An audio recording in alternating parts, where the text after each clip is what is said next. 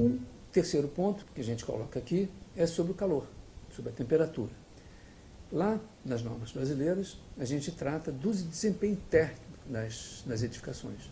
É tratado na norma 15220. Né? Ela define símbolos, define unidades, define métodos de cálculo da transmitância térmica, dos elementos, né, dos componentes das edificações. Fala sobre zoneamentos bioclimáticos e brasileiros e de outros lugares, né, mas principalmente dos brasileiros, né, das cidades brasileiras. Trata da medição da resistência e da condutividade térmica, né, nos materiais.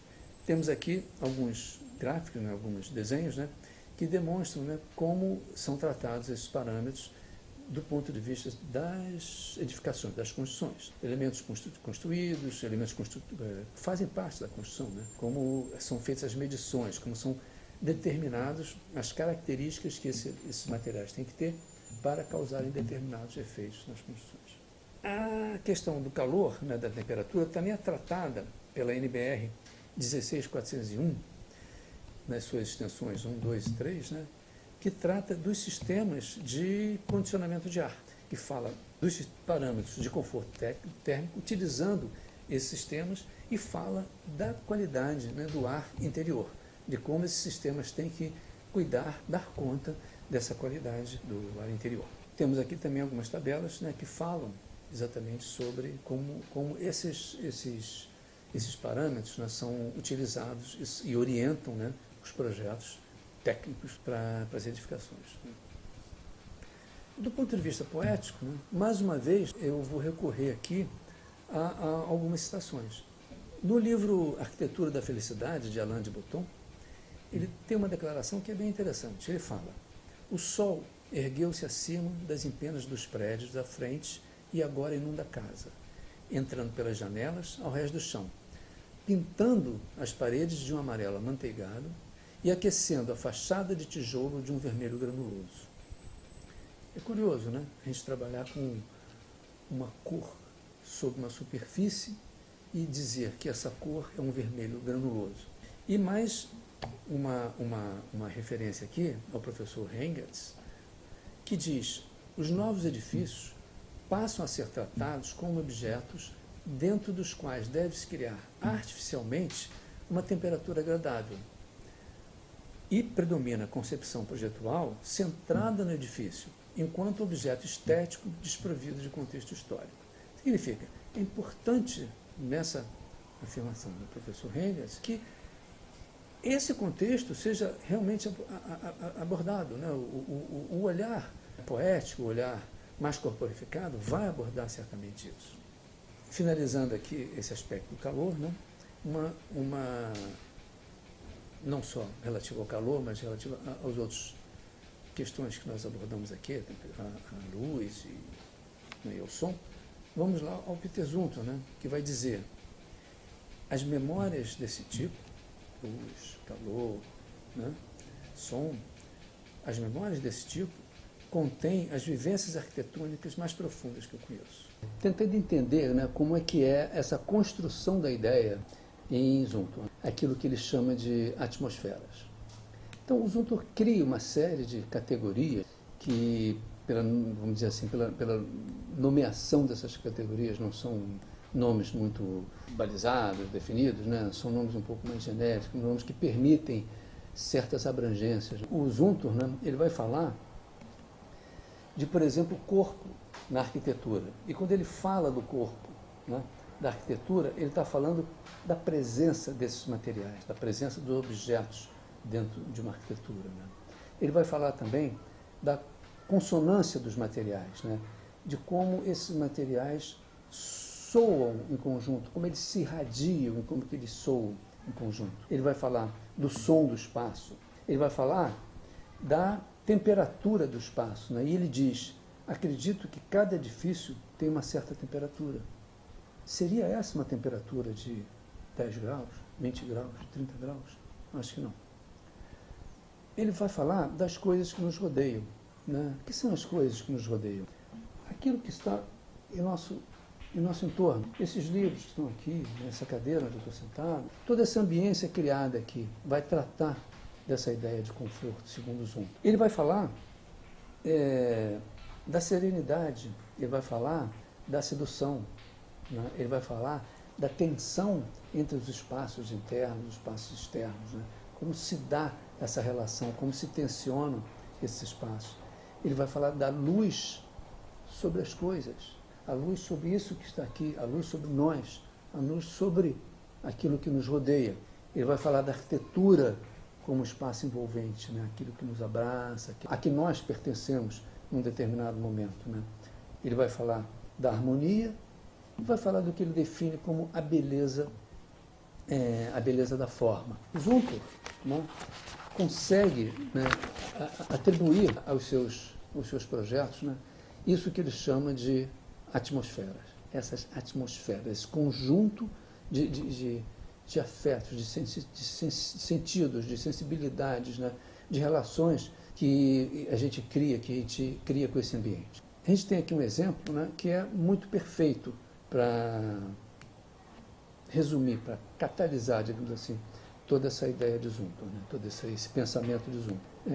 Eu não vou falar das termas de Waals aqui, porque são aquelas termas que já são bem conhecidas, né, mas tem um projeto do Zumthor, que é um projeto de uma pequena capela, a capela de São Benedito, numa pequena vila chamada Sandvik, na Suíça, que acho que não chega a ter 1.500 habitantes. É uma capela que foi desenhada numa pousada, digamos, no alto de uma colina, toda feita em madeira. O material utilizado é madeira e algumas peças em vidro. É uma elipse, o desenho da capela parte de uma elipse, né, uma forma que é muito acolhedora, onde ele desloca um dos centros dessa elipse e pressiona o perímetro dessa elipse, criando ali uma inflexão, e nesse lugar ele cria o acesso à capela. E ela é toda revestida em madeira interna, externamente, e coroada no perímetro superior dessa elipse com uma esquadrinha em vidro, por onde entra, né, uma luz que, digamos, seria uma luz divina. Cria uma aura divina no interior dessa capela. É um projeto assim muito simples, muito pequeno, mas de uma expressividade muito grande. Esse é Peter Zumthor. Bom, então finalizando esse nosso estudo, né, vemos aqui uma série de 4 quadros. Né? O primeiro quadro é um quadro que vai tratar de mapear, né, as ações a partir das normas técnicas brasileiras, aquela que nós vimos lá no meio do nosso trabalho. O quadro 2 e o quadro 3 serão 2 quadros que vão tratar sobre os selos de qualidade, né, mapeando as ações desses selos de qualidade.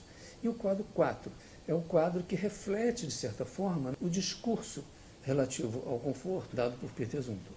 Nesses quadros, né, estão mapeadas as ações que cada uma dessas áreas estão contemplando. E, de forma visual, a gente pode compreender, com relação aos 3 primeiros quadros, que todas as ações contidas ali não trabalham dentro da subjetividade. Elas trabalham simplesmente lá com os parâmetros, mas não abordam as subjetividades, não abordam as relações de protagonismo do indivíduo no ambiente construído.